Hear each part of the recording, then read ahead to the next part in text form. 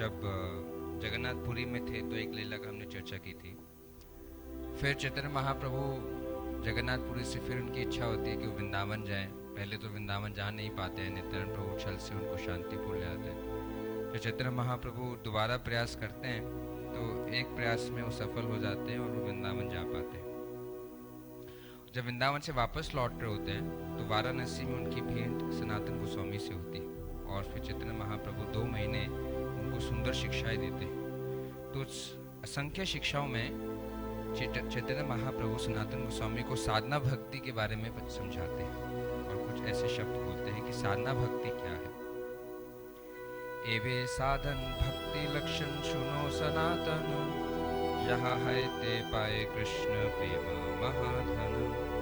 हे सनातन, अब कृपया भक्ति संपन्न करने के विधानों के विषय में सुनो। इस विधि से मनुष्य भगवत प्रेम की सर्वोच्च पूर्णता प्राप्त कर सकता है जो सर्वाधिक वांछित महाधन है।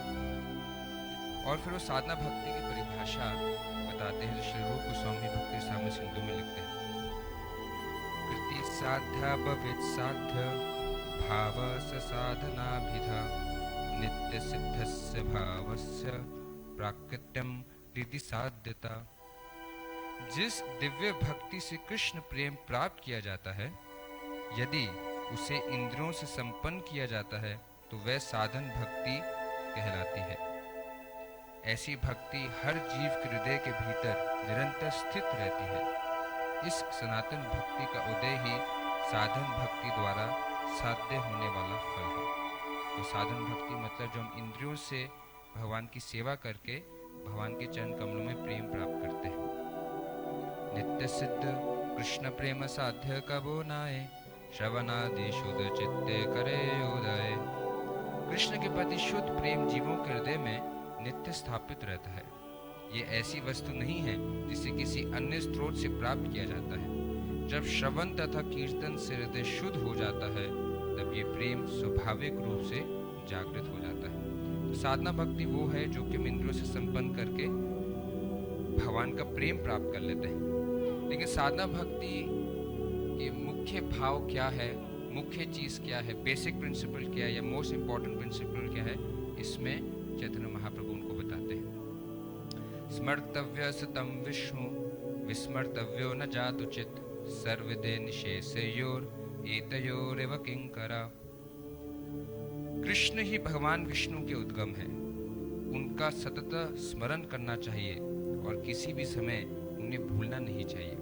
शास्त्रों में उल्लिखित सारे नियम तथा निषेध इन्हीं दोनों नियमों के अधीन होने चाहिए। तात्पर्य, ये श्लोक पद्म पुराण से उद्धृत है। शास्त्रों में अनेक विधान और गुरु द्वारा दिए गए अनेक निर्देश हैं।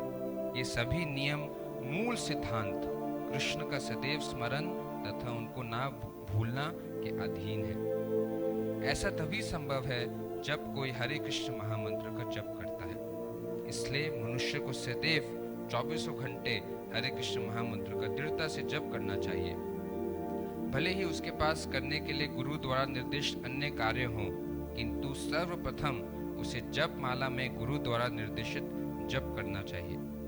हमने अपने कृष्णा भावनामृत आंदोलन में नव दीक्षित के लिए कम से कम 16 माला का जप करने की संस्तुति की है। ये 16 माला का जप नितांत आवश्यक है यदि कोई कृष्ण का स्मरण करना चाहता है और उन्हें भूलना नहीं चाहता। सारे विधानों में गुरु द्वारा दिए गए 16 माला जप करने का आदेश अत्यावश्यक है। श्री हरिनाम।